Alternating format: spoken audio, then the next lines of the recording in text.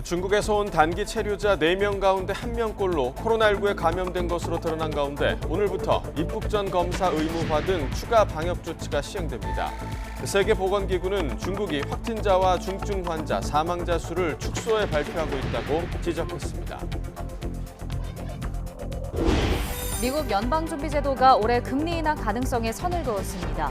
지난달 연방공개시장위원회 회의록에서 참석자들은 인플레이션이 2%로 내려가고 있다는 확신이 들 때까지 제한적인 정책을 유지할 필요가 있다며 다소 시간이 걸릴 것이라고 밝혔습니다. 윤석열 대통령이 북한이 다시 우리 영토를 침범하면 9.19 군사합의 효력 정지를 검토하라고 지시했습니다. 북한의 무인기 도발에 대비해 우리 군의 드론 사령부가 조기 창설되고 각종 드론 무기 체계 개발도 가속화할 것으로 보입니다. 병역 비리 혐의를 시인한 프로배구 선수 조재성이 어제 검찰에 출석해 조사를 받았습니다. 군 출신 병역 브로커가 구속 기소된 데 이어 병역 비리에 연루된 면탈자들의 소환 조사가 본격화하면서 검찰 수사에도 속도가 붙을 전망입니다. 겨울 가뭄으로 섬 지역 주민들이 식수와 생활용수가 부족해 고통을 겪고 있습니다. 건조특보가 며칠째 이어지고 있는 동해안 지역은 산과 들녘이 바짝 메마른 데다 강한 바람도 잦아 대형 산불 위험이 더욱 커지고 있습니다. 어젯밤 인천의 폐수 처리 업체에서 큰 불이 나 1명이 숨지고 1명이 크게 다쳤습니다. 숨진 작업자는 야간 근무를 하는 동료를 도와주다가 변을 당한 것으로 알려졌습니다.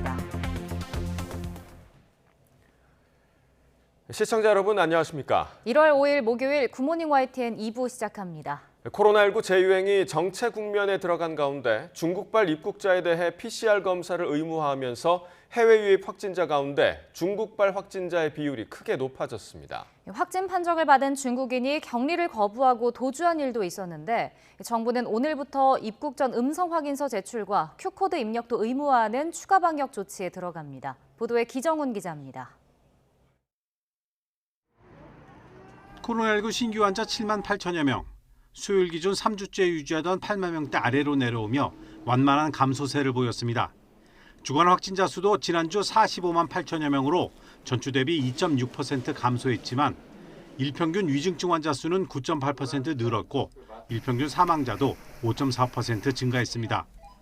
감염 재생산 지수는 1.0으로 가까스로 11주 연속 1 이상을 유지했습니다. 이런 가운데 중국발 확진자가 주목됩니다.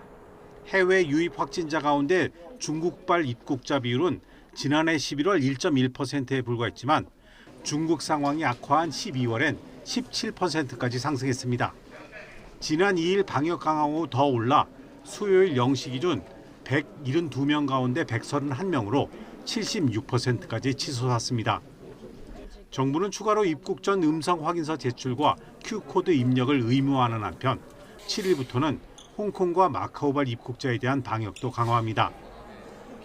밖으로 문틀어 맞기에 나선 당국은 안으로는 백신 접종을 재차 강조했습니다. 이가 백신 접종을 완료하면 접종 후에 확진이 되더라도 미접종자에 비해서 중증 진행 위험이 94.8% 감소되는 것으로 나타났습니다. 이런 가운데 확진 판정을 받고도 도주한 중국인을 경찰이 수배했습니다. 입국 검사에서 확진된 40대 중국인 A씨는 3일 밤 인천국제공항에서 임시생활시설로 이동하던 도중 격리를 거부하고 도주했습니다. 법률에 따라서 1년 이하의 징역 또는 1천만 원 이하의 벌금에 처하게 되고요. 그리고 강제 출국을 당하게 되고 일정 기간 동안 입국이 제한되는 어떤 처벌을 받게 됩니다. 경찰은 CCTV 등을 통해 A씨의 동선을 확인하며 행방을 쫓고 있습니다. YTN 기정훈입니다. 코로나19 감염자가 급증하고 있는 중국이 확진자, 중증 환자, 또 사망자 수를 축소해 발표하고 있다는 세계보건기구 WHO의 지적이 나왔습니다. 마이클 라이언 WHO 비상대응팀장은 현지 시각 4일 UN 제네바 사무소에서 열린 브리핑에서 현재 중국에서 발표되는 통계는 코로나19로 입원한 환자 수와 중환자 입원 사례 수, 사망자 수 등 측면에서 코로나19의 진정한 영향을 과소평가한 결과라고 믿는다고 밝혔습니다. 라이언 팀장은 특히 코로나19 유행의 심각성을 판단하는 핵심 기준인 사망자 통계를 중국이 과소 산정하고 있다는 게 문제라고 지적했습니다. 세계 각국의 중국발 입국 제한 조치에 수세에 몰렸던 중국이 미국발 XBB 변이 확산을 계기로 역공에 나섰습니다. 코로나19 방역 대응 방식에서 선명한 차이를 드러내며 체제 경쟁 양상까지 보였던 미중 양국이 막판까지 각을 세우고 있습니다. 베이징에서 강정규 특파원입니다. 各国防疫措施应当科学适度，不应影响正常的人员交往和交流合作。 그동안 중국의 자국발 입국 제한 조치에 대한 반응은 원론적 수준이었습니다. 그러나 미국 뉴욕발 XBB 변이가 퍼지면서 강경한 태도로 돌변했습니다. 以达到政治目的的做法表示坚决反对，将针对不同情况，本着对等原则采取相应措施。 중국 관영 매체들도 상하이 주변에 XBB 유입 소식을 전하며 미국의 역공세를 펴고 있습니다. 国际上呢，在一些欧美国家，它已经逐渐限制，主要是传播力和免疫逃逸增加。 미국도 지지 않고 맞받아쳤습니다. The lack of adequate and transparent epidemiological and viral genomic sequence data being reported from the PRC, and to be on alert for any potential COVID-19 variants emerging. 그동안 국가 주도의 강력한 제로 코로나 통제를 시행해온 중국과 개인의 자율, 책임에 맡기는 미국의 느슨한 방역 정책은 선명한 대조를 이루었습니다. 어느 방식이 더 옳았는지 서로 헐뜯으며 냉전식 체제 경쟁 양상을 보이기도 했습니다. 최근 중국발 입국 규제엔 미국을 필두로 유럽과 일본, 우리나라 등 민주 진영이 잇따라 가세하면서 새 대결 양상으로 비치기도 합니다. 과거 노골적으로 중국 편을 들었던 WHO조차 요즘엔 가장 아프게 중국의 방역 실책을 꼬집고 있습니다. The explosion of cases in China is not due to the lifting of COVID restrictions. The explosion of cases in China had started long before any easing of the zero COVID policy. 지난 3년 전 세계 누적 감염자 수에 맞먹는 6억 명의 확진자가 불과 한 달 사이 중국에서 발생했다는 추정치까지 나온 상황. 미국과 EU는 중국산 백신의 효능에 의문을 제기하면서 해외 백신을 무료로 주겠다고 제안했지만 중국은 스스로 통제 가능한 상황이라며 거절했습니다. 베이징에서 YTN 강정규입니다. 세계 최대 규모의 전자제품 박람회 CES가 하루 뒤인 현지 시각 5일부터 시작됩니다. 본격적인 행사를 앞두고 행사장 곳곳은 손님 맞이 준비가 한창인데요. 현장에 나가 있는 취재기자 연결해 보겠습니다. 김철희 기자. 네, 미국 라스베이거스 컨벤션 센터에 나와 있습니다. 네, 행사 하루 전인데요. 현장도 분주할 것 같습니다.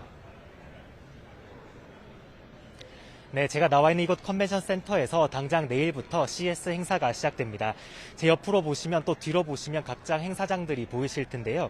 참가업체들은 손님을 맞이하기 위해서 아침부터 분주하게 움직이는 모습이었습니다.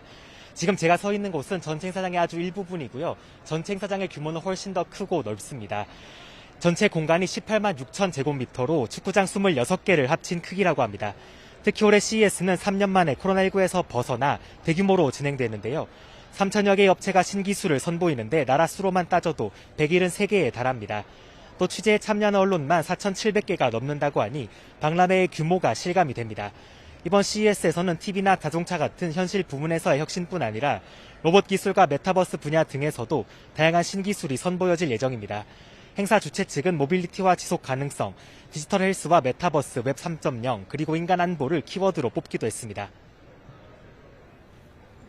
네, 이번 CES에 한국 기업들도 많이 참가하죠.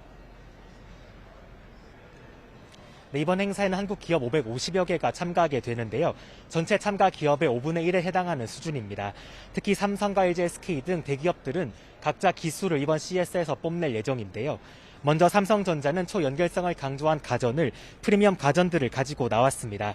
98인치 네오 QLED 8K TV를 처음 공개했는데 인공지능이 부족한 화질이나 명암을 채워주는 AI 업스케일링 기술이 특징입니다.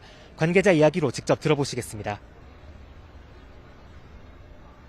다양한 영상의 주체와 객체를 분리해서 더 사물을 또렷하게 볼 수 있도록 하는 화질을 제공하고 있고 8K 콘텐츠는 점점 더 다양하고 풍성해지고 있기 때문에 LG전자는 고객 경험을 강조하고 나섰습니다. 대표적으로는 주변 기기와 연결선을 없앤 97인치 OLED TV를 선보였고요. 소비자들이 기분에 따라 냉장고 바깥 패널을 바꿀 수 있는 무드업 가전도 눈길을 끌었습니다. 이 밖에 SK는 친환경과 탄소 중립 등을 강조하는 등 지속 가능한 기술 개발에 초점을 맞췄습니다. 이번 CES의 화두 중 하나가 지속 가능한 개발인 만큼 다른 한국 기업들도 사회적 책임에 대해 꾸준히 언급할 것으로 보입니다. 지금까지 미국 라스베이거스에서 YTN 김철입니다. 미국의 중앙은행인 연방준비제도가 올해 금리 인하로 정책을 전환하지 않을 것이라는 뜻을 나타냈습니다. 연준이 내놓은 지난달 연방공개시장위원회 의사록을 보면 참석자들은 인플레이션이 2%로 내려가고 있다는 확신이 들 때까지 제한적인 정책을 유지할 필요가 있다며 다소 시간이 걸릴 것이라고 밝혔습니다. 그러면서 2023년부터 금리 목표치를 낮추는 것이 적절하다고 예상한 참가자는 없었다며 올해 금리 인하 가능성을 일축했습니다. 또 여전히 인플레이션 수준이 받아들이기 어려울 정도로 높다면서 역사적인 경험은 너무 일찍 통화 정책을 완화하는 것을 경계한다고 강조했습니다. 미국 연방준비제도 내부에서 올해 상반기 기준금리를 1%포인트 이상 올려야 한다는 주장이 제기됐습니다. 월스트리트저널은 닐 카시카리 미니애폴리스 연방준비은행 총재가 온라인에 공개한 글을 통해 올해 상반기 기준금리가 5.4% 수준으로 오를 것으로 예상했다고 보도했습니다. 강경한 매파로 분류되는 카시카리 총재는 인플레이션이 정점을 지났다는 증거들이 나오고 있지만 확신하기에는 너무 이르다면서 적어도 향후 몇 차례 연준 회의에서 금리를 계속 올려야 한다고 생각한다고 말했습니다. 미 연방준비제도의 공격적인 금리 인상에도 불구하고 노동시장은 여전히 과열 상태인 것으로 나타났습니다.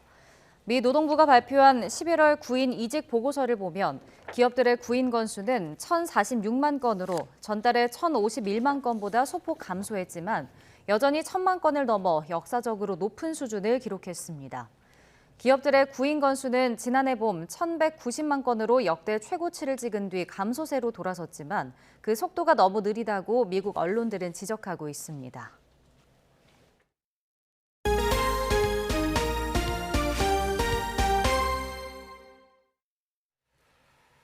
윤석열 대통령이 북한이 다시 영토를 침범할 경우 9.19 군사합의의 효력 정지를 검토하라고 국가안보실에 지시했습니다.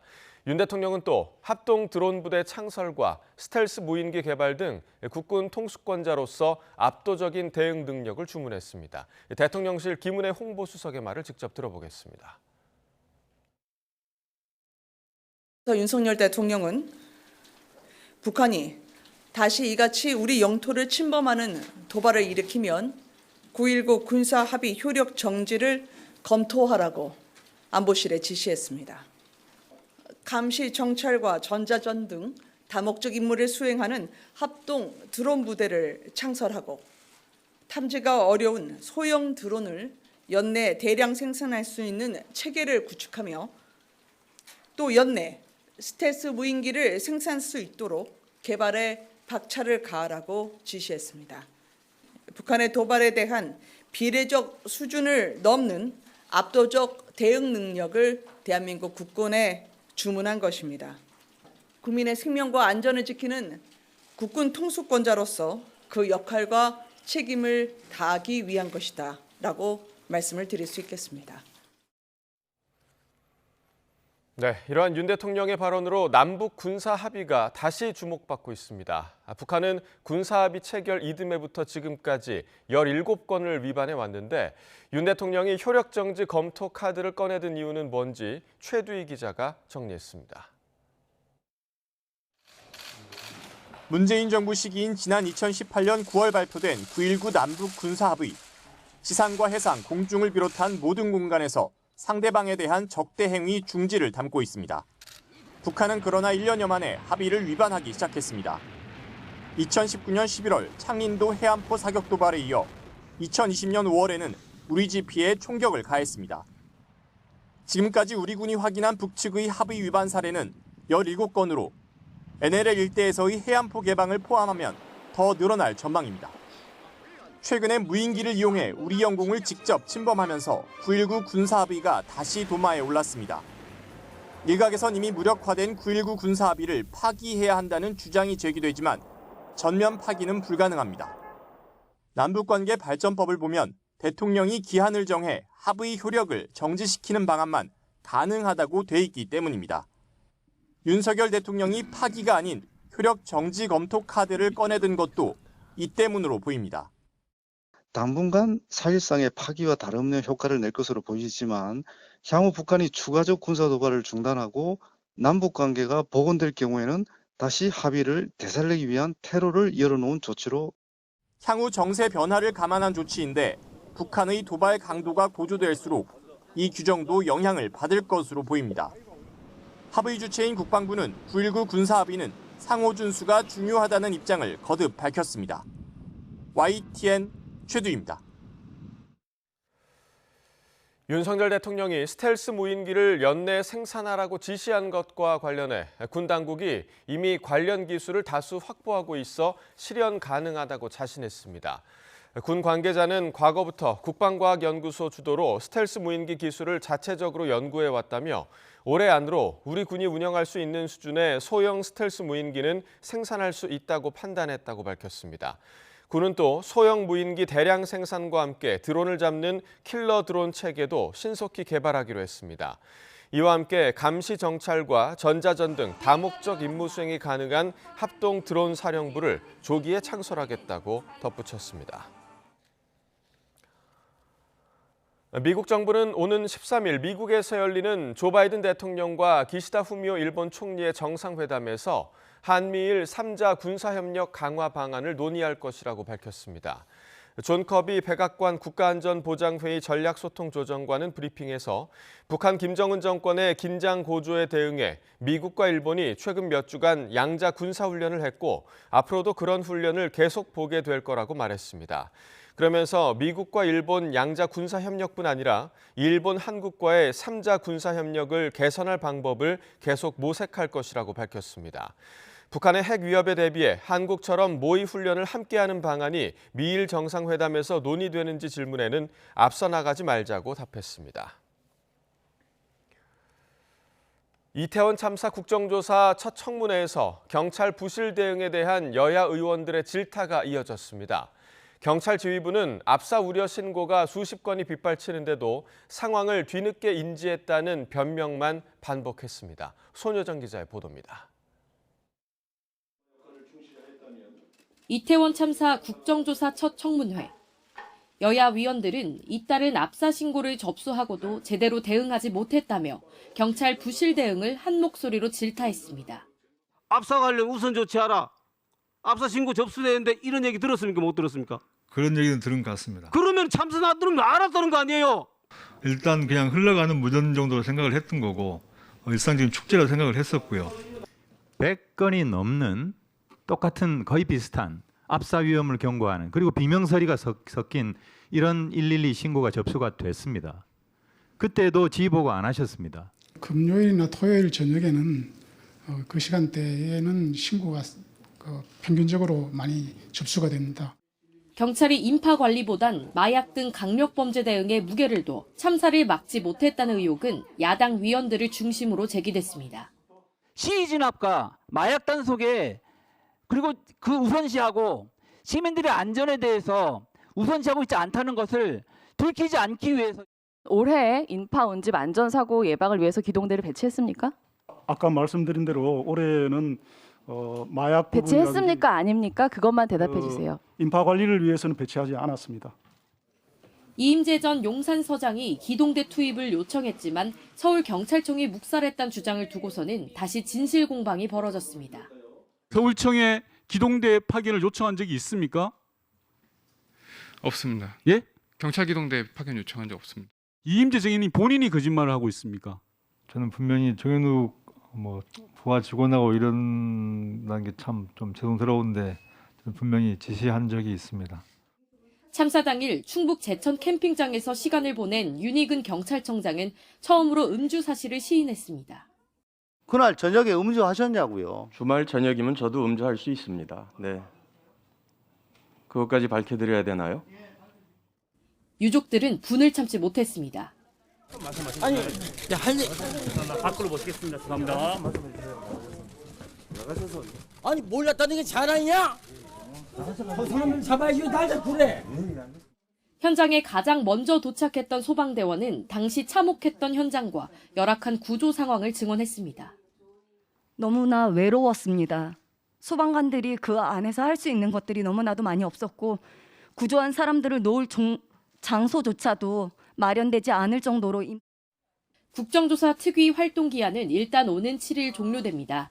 여야는 국조기관연장과 증인 채택 문제, 특히 유가족 등이 참석하는 3차 청문회 개최 여부를 놓고 논의하고 있지만 좀처럼 접점을 찾지 못하고 있습니다. YTN 손효정입니다.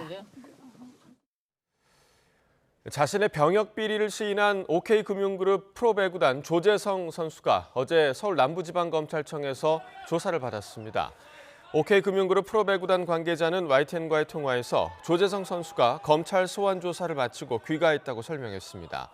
또 앞서 조재성 선수의 소환 날짜가 오늘로 알려졌지만 언론에 노출되는 것에 대한 부담으로 날짜를 조정한 것 같다고 설명했습니다.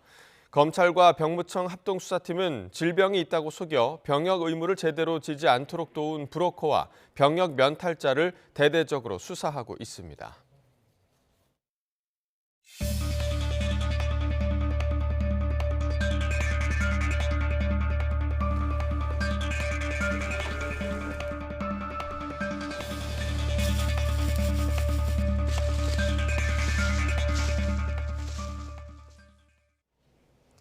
경남 통영의 섬 지역 주민들이 식순환의 고통을 겪고 있습니다.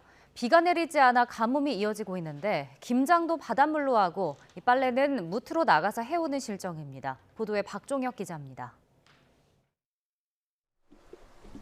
경남 통영시 욕지도입니다. 가뭄이 이어지면서 저수지 물 높이는 바닥에 가까워지고 있습니다. 저수율은 15%에 불과한 실정. 그러다 보니 섬 주민 900여 명은 이틀에 한 번 급수를 받아 생활하고 있습니다. 하루 600톤 쓰던 물이 이틀에 300톤이니 평소에 4분의 1로 준 겁니다. 숙박업이나 식당을 하는 주민들은 손님을 제대로 못 받고 있습니다. 물 부족 때문에 오는 손님도 지금 내보낼 형편이거든요. 준비를 해야 되는데 준비를 못하니까. 욕지도와 가까운 거리의 우도 역시 주민들이 물 부족으로 어려움을 겪고 있습니다. 주민 47명이 사는 마을의 유일한 식수원인 우물은 마른 지 오래.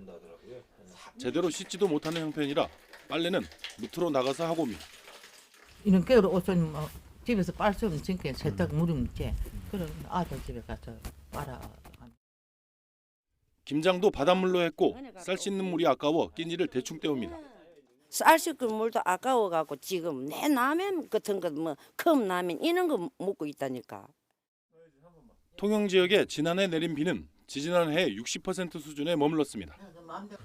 당분간 큰 비 소식이 없는 터라 통영 섬 지역 주민들의 고통은 계속될 전망입니다. YTN 박종혁입니다.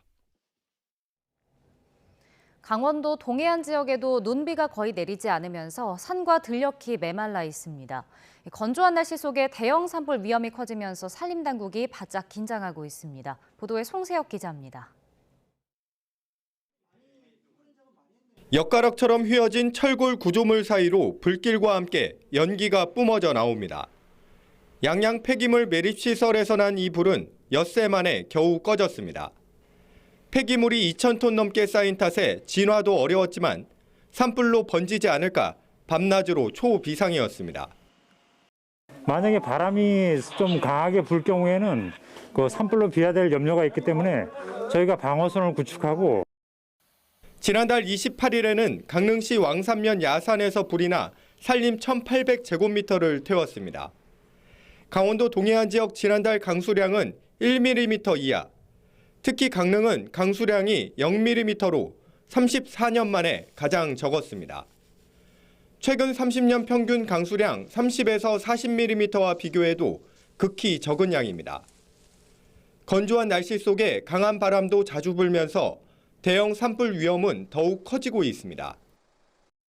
조금만 힘을 줘도 낙엽이 부서질 정도로 산림 곳곳이 바싹 메마른 상태입니다. 불이 나면 쉽게 확산할 수밖에 없습니다. 최근 10년간 산불이 발생한 시기를 보면 겨울철이 24%를 차지해 봄철에 이어 두 번째로 많았습니다. 불법 소각과 산림 내 화기 사용을 금지해 주시고요. 특히 화목 보일러는 재를 처리하실 때 물을 충분히 뿌려서 안전하게 처리해 주실 것을 당부드리겠습니다.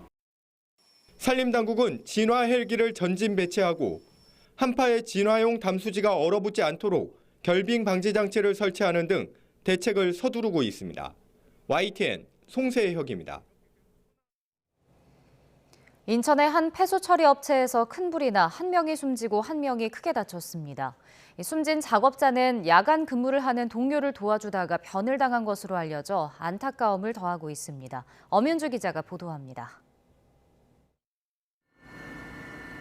희뿌연 연기가 건물 옥상에서 뿜어져 나오고 소방대원이 진화 작업에 한창입니다. 인천시 서구 성남동에 있는 폐수처리 업체에서 불이 난 건 어젯밤 9시쯤입니다.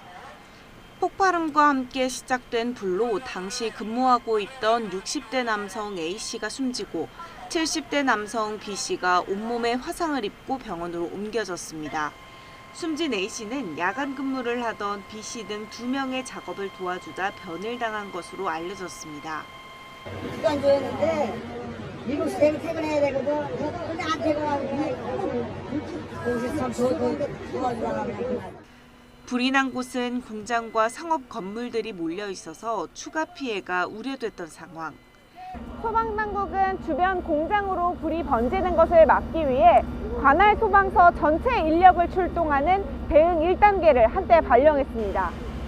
불이 난 건물이 불에 취약한 샌드위치 패널 구조인데다 화학 물질이 많아 불을 완전히 진화하는 데 3시간이나 걸렸습니다. 또 옆에 건물에 약간 부분수한 데가 샌드위치 판넬이라서 혹시 또 연소 확대 우려가 있기 때문에 그걸 다 마무리하고 나서 경찰과 소방은 건물 1층에 있는 건조 기계실에서 불이 시작한 것으로 보고 오늘 합동 감식을 벌여 정확한 화재 원인을 조사할 방침입니다. 비슷한 시각 대전 중구 용두동에 있는 아파트 재개발 공사 현장에서도 불이 나 20분 만에 꺼졌습니다. 소방은 현장 근무자들이 생활하는 컨테이너 2층에서 불이 시작된 것으로 보고 있습니다. YTN 엄윤주입니다. 오늘 0시 28분 제주 서귀포시 동북동쪽 64km 해역에서 규모 2.4의 지진이 발생했습니다.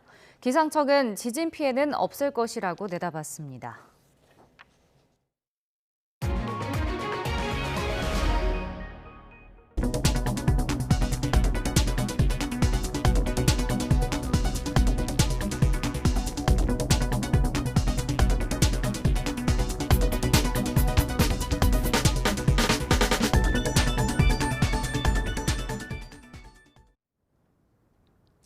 (1월) 초 연중 가장 추운 시기인 만큼 오늘 아침도 공기가 무척 차갑습니다. 현재 서울 기온은 영하 4.8도, 체감 온도는 영하 8도 선까지 뚝 떨어져 있는데요. 다행히 낮부터는 비교적 온화한 서풍이 유입되면서 추위가 풀리겠습니다. 오늘 서울 낮 기온이 영상 4도까지 오르면서 어제보다 그리고 예년보다 1에서 2도가량 높겠습니다. 이에 따라서 내륙 곳곳에 내려졌던 한파특보도 점차 해제될 것으로 보입니다. 하지만 오늘은 추위 대신 미세먼지를 주의하셔야겠습니다. 현재 대기가 정체되면서 서쪽 지방을 중심으로 대기질이 탁한 곳이 있는데요.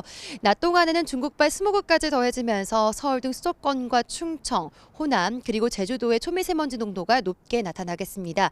여기에 아침에는 안개까지 뒤엉켜서 시야가 답답한 곳이 많겠습니다. 나오실 때 미세먼지 차단용 마스크 착용해 주시고 출근길 교통안전에도 주의해 주시기 바랍니다. 현재 기온 살펴보겠습니다. 서울은 영하 4.8도, 대전 영하 5.6도로 어제와 비슷하게 출발하고 있습니다. 낮에는 추위가 풀리면서 서울 4도, 광주 9도, 부산은 10도까지 오르는 등 어제보다 1에서 2도가량 높겠고요. 그만큼 일교차가 크게 나겠습니다. 절기 소환이 내일 늦은 오후부터 모레 오전 사이 전국 곳곳에 비나 눈이 내리겠습니다. 특히 중부를 중심으로 내일 저녁에만 최고 5cm의 다소 많은 눈이 예상돼 대비가 필요합니다. 내일 비나 눈이 내리기 전까지 대기의 건조함은 계속되겠습니다. 특히 동해안 지역에는 건조 경보가 내려진 가운데 오늘 초속 15m 안팎의 다소 강한 바람까지 불겠습니다. 산불 등 대형 화재가 발생하지 않도록 주의해 주시기 바랍니다. 지금까지 YTN 홍나진입니다.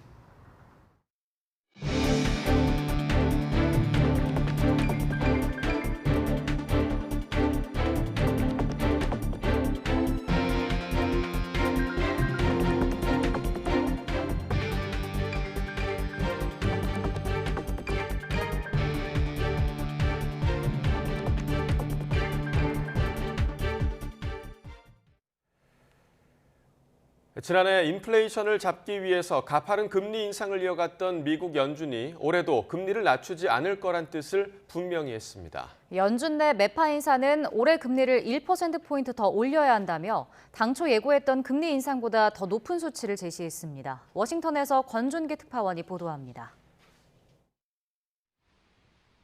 지난해 마지막 연방준비제도 회의 의사록에는 물가가 다소 낮아지고는 있지만 목표 인플레이션 2%까지는 갈 길이 멀다고 지적하고 있습니다. 따라서 고금리 기조를 멈출 때가 아니라는 점을 수차례 강조했습니다. It will take substantially more evidence to give confidence that inflation is on a sustained downward path. 특히 의사록에는 올해 금리를 낮추는 것이 적절하다고 예상한 참가자는 아무도 없었다며 올해 금리 인하 가능성을 일축했습니다. 앞서 월가 대형은행들은 올해 하반기에는 연준이 금리 인하에 나설 거라고 예상했지만 연준 의사록은 이 같은 기대에 찬물을 끼얹은 겁니다. 연준은 특히 올해 목표 금리를 높여 잡은 이유로 노동시장 과열을 꼽았습니다. 지금처럼 노동 우위의 시장이 이어지면 노동자들의 협상력을 높여 임금이 상승하고 결국 인플레이션을 가중시킬 것으로 내다본 겁니다. 미국 노동부가 내놓은 11월 구인 이직 보고서를 보면 실업자 1명당 구인 건수 배율은 1.7배로 여전히 노동시장 과열 현상이 이어지고 있는 것으로 나타났습니다. 이러다 보니 연준 내 가장 강경한 매파 인사인 닐 카시카리 총재는 올 상반기 기준금리를 5.4% 수준까지 높여야 한다고 주장했습니다. 지금보다 금리를 1%포인트는 더 높여야 할 뿐 아니라 지난해 말 연준이 제시한 목표 금리보다도 더 올려야 한다는 겁니다. 연준 의사록이 나오기 전까지만 해도 우상향을 그리던 주가는 올해 금리 인하는 없을 거란 소식에 일제히 상승폭을 줄였습니다. 미국 노동시장이 여전히 과열돼 있다는 건 연준이 금리 인상에 부담을 덜 느낄 거란 걸 말해 올해 예상보다 높은 금리 인상을 단행할 거란 전망이 나오고 있습니다. 워싱턴에서 YTN 권윤기입니다. 오늘부터 중국발 입국자는 입국 전 코로나 검사가 의무화됩니다. 이에 따라 중국에서 국내에 오는 항공기에 탑승하는 내외국인은 탑승 시 48시간 이내 PCR 검사 또는 24시간 이내 전문가용 신속 항원 검사를 받고 음성 확인서를 제출해야 합니다. 하지만 장례식 참석 같은 인도적 목적이나 공무 국외 출장자, 6살 미만의 영유아, 확진일로부터 열흘 이후 40일 내인 경우는 입국 전 검사 예외 대상으로 관리합니다. 그제 입국한 중국인이 코로나19 양성 판정 뒤 격리시설을 이탈한 사건과 관련해 정부가 수배령을 내리고 행적을 찾고 있습니다. 중앙사고수습본부는 어제 브리핑에서 이같이 밝히면서 도주자는 법률에 따라 1년 이하의 징역이나 1,000만 원 이하의 벌금에 처하고 강제 출국과 일정 기간 입국 제한 조치를 받게 된다고 설명했습니다. 중수본은 이어 중국에서 입국한 단기 체류자 격리 숙소는 현재 180개까지 확보했으며 이용률은 20% 수준이라 부족하지 않다고 덧붙였습니다. 코로나19 감염자가 급증하고 있는 중국이 확진자와 중증 환자, 사망자 수를 축소해서 발표하고 있다는 세계보건기구 WHO의 지적이 나왔습니다. 마이클 라이언 WHO 비상대응팀장은 현지 시각 4일 유엔 제네바 사무소에서 열린 브리핑에서 현재 중국에서 발표되는 통계는 코로나19로 입원한 환자 수와 중환자 입원 사례 수, 사망자 수 등의 측면에서 코로나19의 진정한 영향을 과소평가한 결과라고 믿는다고 밝혔습니다. 라이언 팀장은 특히 코로나19 유행의 심각성을 판단하는 핵심 기준인 사망자 통계를 중국이 과소 산정하고 있다는 게 문제라고 지적했습니다. 코로나19 방역 조치를 둘러싸고 미중 양국이 연일 공방을 벌이고 있습니다. 이번엔 미국이 중국의 불투명한 역학 정보에 대해 지적하자 중국이 국제사회와 충분히 공유하고 있다며 반발했습니다. 양국 외교부 대변인의 말을 직접 들어보겠습니다.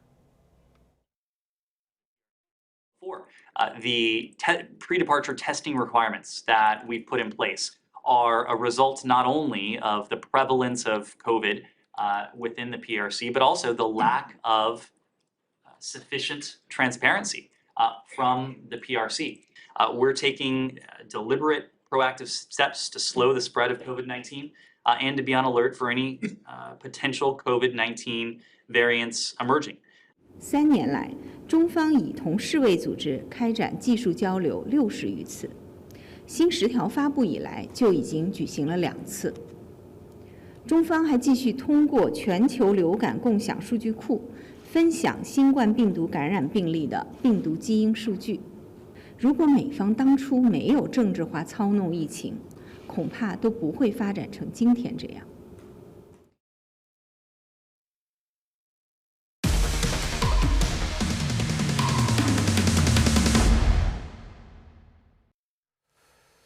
네, YTN이 지난해 서울시 의회 의원들의 해외 연수 보고서를 살펴봤는데요.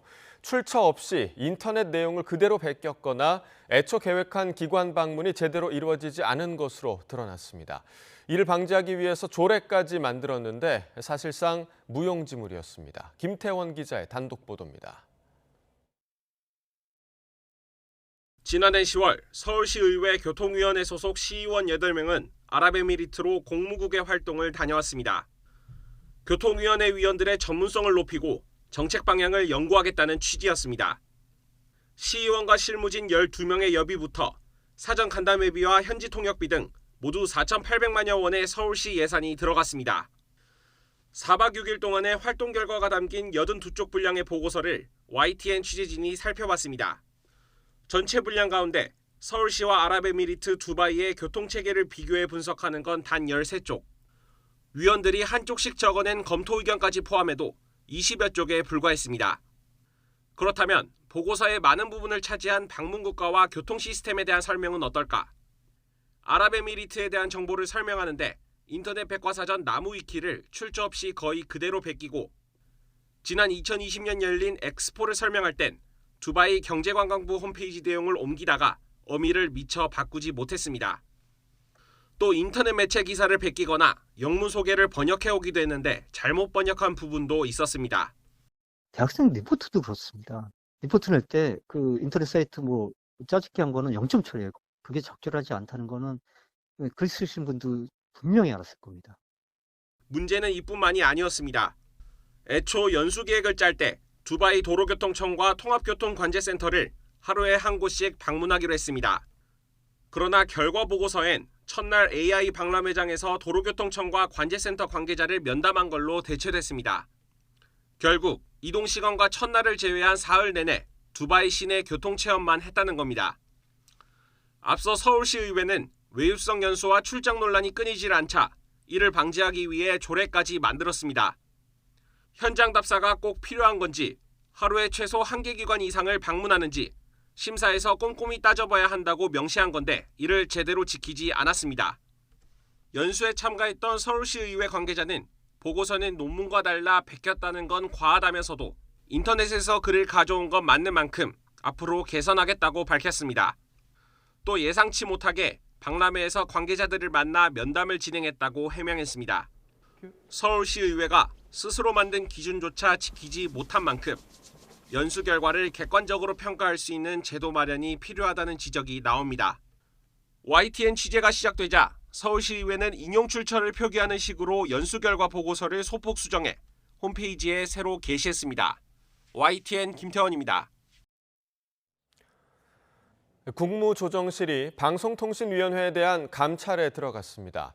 문재인 정부 때 공영방송의 이사진 선임 과정을 살펴보는 것으로 알려졌는데 감사원에 이어 전 정권을 향한 감찰이 또다시 진행되면서 그 결과에 관심이 쏠리고 있습니다. 이승배 기자입니다.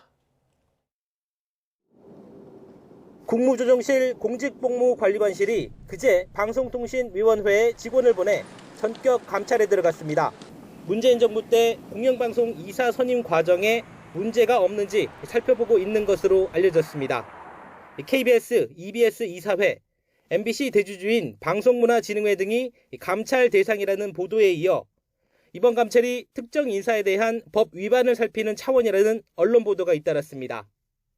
이에 대해 국무조정실 관계자는 YTN과 통화에서 이번 감찰은 제보가 들어와 사실관계를 확인하고 있는 것이며 공영방송 이사회 모두를 들여다보는 것은 아니라고 말했습니다.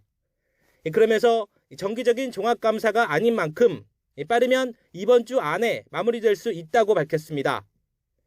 앞서 방통위는 종합편성 채널 재승인을 심사하는 과정에서 점수를 조작한 정황이 있다는 의혹으로 검찰 수사도 받고 있습니다. 감사원도 지난해부터 서해 공무원 피격 사건 등에 이어 통계 왜곡 의혹까지 문재인 정부를 겨냥한 감사를 이어가고 있습니다. 이런 상황에서 국무조정실이 새해 시작부터 돌연 감찰에 나서면서 그 배경과 결과에 관심이 쏠리고 있습니다. YTN 이승배입니다.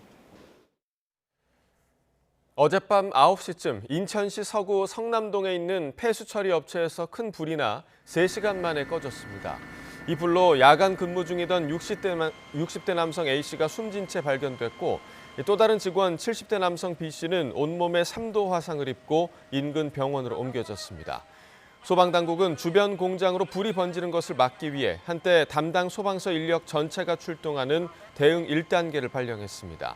경찰과 소방은 오늘 합동 감식을 벌여 정확한 화재 원인을 조사할 방침입니다. 해외 금리 연계 파생결합 펀드 DLF에 투자했다가 거액의 손실을 본 투자자들이 상품을 판매한 은행을 상대로 소송을 내 1심에서 이겼습니다. DLF 투자로 손실을 본 개인 투자자가 은행을 상대로 승소한 사례가 알려진 건 이번이 처음입니다. 최민기 기자가 보도합니다. 해외금리 연계 파생결합 펀드 DLF 상품이 대규모 원금 손실 사태를 맞은 건 지난 2019년 하반기로 거슬러 올라갑니다. DLF는 만기까지 지표가 되는 금리가 기준 이상이면 수익이 나지만 기준 아래로 내려갈 경우 원금을 크게 잃을 수도 있는 고위험 상품으로 세계적인 경기 악화와 맞물려 당시 투자자 손실이 눈덩이처럼 불어났습니다. 원금만 돌려주세요. 렌즈랑 금액은 몰랐습니다. DLF 사태로 손실을 본 투자자 대다수는 판매 은행과 자율 조정에 합의해 손실 일부를 돌려받았습니다. 그런데 은행 측에 배상을 요구하며 소송을 제기했던 투자자가 승소한 사례가 최근 나왔습니다. 개인 투자자인 A씨는 지난 2018년 하나은행이 판매한 DLF 상품에 1억 7천여만 원을, 다른 투자자 B씨는 5억여 원을 투자했습니다. 그런데 DLF 사태로 투자금을 원금 대비 15%가량만 돌려받자 지난 2020년 은행 측에 손실액과 위자료를 요구하는 소송을 냈습니다. 1심 재판부는 투자자들의 손을 들어줬습니다. 하나은행과 자산관리 담당자 PB가 공동으로 이들 손실액의 60%를 배상하라고 판결했습니다. 재판부는 PB가 판매 상품에 대해 정기예금과 유사한 상품이라고 설명하는 등 수익 손실 구조를 충실히 안내하지 않아 설명 의무를 위반했다고 봤습니다. 은행도 PB 교육을 부실하게 하고 PB들에게 과도한 경쟁을 부추겨 사태의 피해를 키운 책임이 있다고 지적했습니다. 특히 당시 은행 측이 원금 손실 가능성이 낮은 확정 금리형 펀드, 정기예금과 같은 안전자산 선호 고객들의 수요 충족이란 표현으로 판매 전략을 세웠던 점을 근거로 들었습니다. 다만 투자자들 역시 투자 검토를 게을리했다는 점을 인정해 은행 측 배상 책임은 60%로만 제한했습니다. 또 은행 측이 원금 보장이 되지 않는 상품이란 사실을 일부러 숨기거나 속여 투자 약정 체결이 무효라는 투자자들 주장도 받아들이지 않았습니다. 하나은행은 판결에 불복해 항소했습니다. YTN 최민기입니다. 전쟁에 나선 러시아 장병 수십 명이 우크라이나의 미사일에 몰살도 했습니다.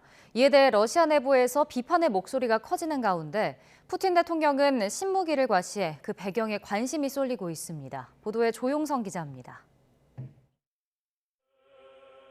성직자들이 의식을 진행하는 동안 시민들은 침통한 표정으로 말없이 지켜봅니다. 뒤이어 각자 기도를 올린 뒤에 불꽃 앞에 빨간 꽃을 놓으며 추모합니다. 지난해 마지막 날 교전이 진행 중인 도네츠크주 마키이우카 지역에서 우크라이나의 미사일 공격에 숨진 장병들을 추모하는 집회입니다. Мы собрались почтить память всех погибших воинов на специальной военной операции. Собрались, потому что всем тяжело, а когда тяжело, нужно быть вместе. 러시아 국방부는 사건 직후 63명이라고 밝혔던 사망자가 89명으로 늘었다면서 비극의 원인으로 휴대전화 사용을 꼽았습니다. 휴대전화 금지 수칙을 다수가 어기면서 적에게 위치가 노출됐다는 겁니다. Данный фактор позволил противнику запеленговать и определить координаты расположения военнослужащих для нанесения ракетного удара. 이에 모스크바 지역의회 부의장은 병사를 한 곳에 몰아놓은 것은 지휘관이라고 비판의 목소리를 높였습니다. 친러 성향의 돈바스 인민군 대표는 과실범죄라고 지적하며 아무도 처벌받지 않는다면 더 나빠지기만 할 것이라고 경고했습니다. 이런 가운데 푸틴 대통령은 탐지와 방어가 불가능하다는 신무기인 극초음속 미사일을 호위함에 실으며 무력을 과시했습니다. Как я уже сказал, аналогов ему нету ни в одной стране мира. Уверен, такое мощное вооружение позволит надежно защитить Россию от потенциальных внешних угроз. Будет способствовать обеспечению национальных интересов нашей страны. 러시아가 피해 규모와 특정한 원인을 제시하고 뒤이어 신무기를 과시하면서 내부 비판을 무마하려 한다는 분석도 나옵니다. YTN 조용성입니다. 지난해 5월 칸 영화제 감독상을 받은 헤어질 결심의 박찬욱 감독이 미국 골든글로브 시상식을 앞두고 그제 미국행 비행기에 올랐습니다. 박찬욱 감독은 LA에서 차기작인 HBO 시리즈 동조자 촬영 일정을 소화하면서 현지 날짜로 10일 열리는 시상식에도 참석할 예정입니다. 박 감독이 연출한 헤어질 겸실은 골든글로브 비영화권 영화 작품상 후보에 올랐습니다. 코로나19 사태 속에서도 한국 콘텐츠는 사상 최대 수출 행진을 이어간 것으로 나타났습니다. 엔데믹 시대로 접어든 올해 경제 상황은 여전히 어렵겠지만 콘텐츠 수출은 성장세를 유지할 것으로 보입니다. 보도에 차정윤 기자입니다.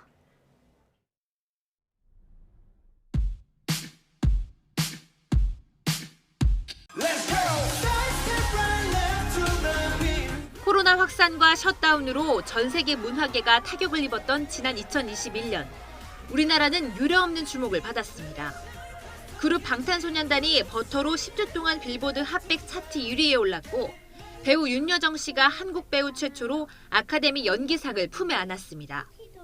또 넷플릭스 오리지널 시리즈 오징어 게임이 글로벌 흥행을 쳤던 눈부신 한 해였습니다.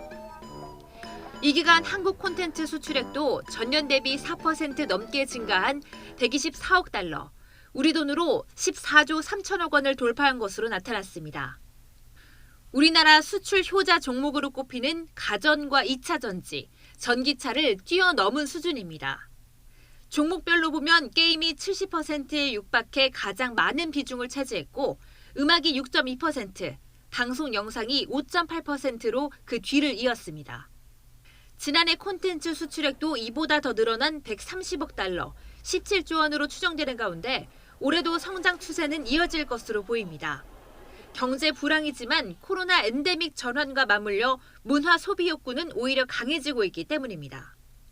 한국 콘텐츠 기업들은 중소형 제작사와 해외 제작사를 인수합병하는 등 몸집을 불리며 본격적으로 해외 시장을 두드리고 있습니다.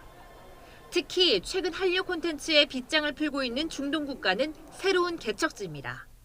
로컬 색깔을 확실히 유지해 오면서 글로벌 시장에서 위상을 넓혀왔던 K 콘텐츠가 이제는 글로벌 스탠다드를 배워서 내실을 기하면서 좀 더 넓은 글로벌 공감대를 향해 나갈 것이라고 전망됩니다. 믿고 보는 K 콘텐츠는 소비재 수출에 파급 효과를 내며 세계 경제의 불확실성을 헤쳐나갈 또 다른 기회가 되고 있습니다. YTN 차정은입니다.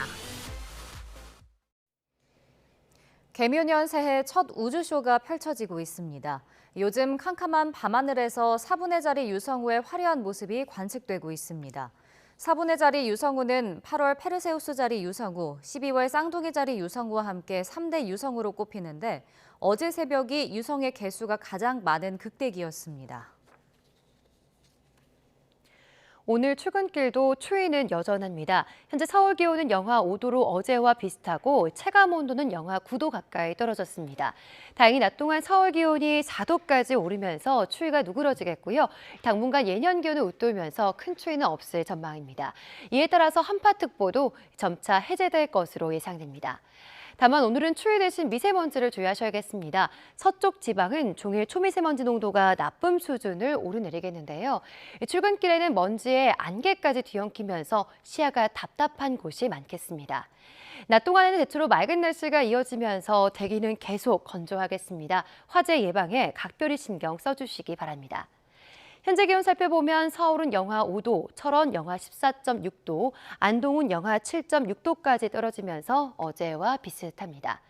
낮부터는 추위가 풀리며 서울 4도, 광주 9도, 부산은 10도까지 오르는 등 어제보다 1에서 2도가량 더 높겠고요. 그만큼 일교차는 크게 나겠습니다. 절기 소환인 내일 늦은 오후부터 모레 오전 사이에 전국에 비나 눈이 내리겠습니다.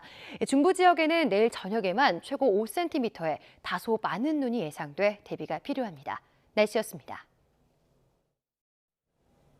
네, 굿모닝 YTN 2부 마칩니다. 잠시 후 6시 50분 3부에서 뵙겠습니다.